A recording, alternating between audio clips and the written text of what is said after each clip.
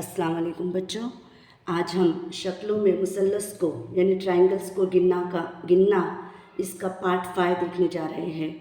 यहाँ पर देखिए, ये जो शक्ल बनी है इसमें कितने मुसल्लस है ये हमको गिनना है।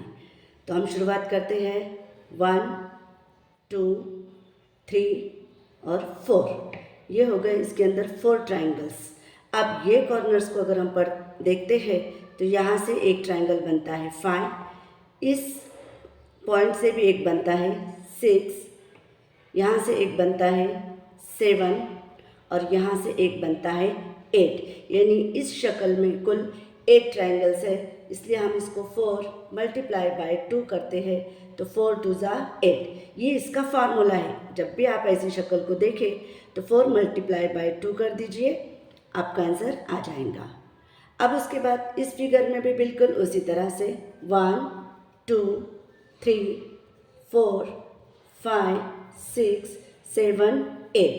टोटल कितने ट्रायंगल्स आ गए इसमें? 8। इसमें भी आप 8 मल्टीप्लाई बाय 2 अगर करते हैं तो 8 2 ज़ा 16। तो इस शक्ल में कितने ट्रायंगल्स हमको मिलते हैं? 16। अब इस तरफ चलते हैं। ये है एक स्टार। इस स्टार में हम अब यहाँ पर जो बाहर नज़र आ रहे हैं इस ट्रायंगल्स को हम काउंट करते हैं। 1 2 3 4 5 6। टोटल कितने ट्रायंगल्स मिले इसमें हमको? 6। लेकिन ये 6 नहीं है बच्चों, आगे देखते हैं तो देखो यहाँ से एक ट्रायंगल बनता है तो हो जाते हैं 7 और यहाँ से भी एक बनता है तो हो जाते हैं 8। यानी 6 + 2 = 8। इस स्टार में कितने ट्रायंगल्स हैं? 8। अब चलते हैं इस स्टार की तरफ। अब इसमें भी देखो जो बाहर से नज़र आने वाले हैं हम इसको काउंट करते हैं। 1 2 3 4 और 5। ये हो गए 5। अब अगर ऐसा स्टार आता है तो इसके अंदर बिल्कुल सिंपल है, इसका फॉर्मूला है 5 मल्टीप्लाई बाय 2 = 10। अब इसमें 10 ट्रायंगल्स कहाँ से आए? तो अब 5 तो हमने गिन लिए।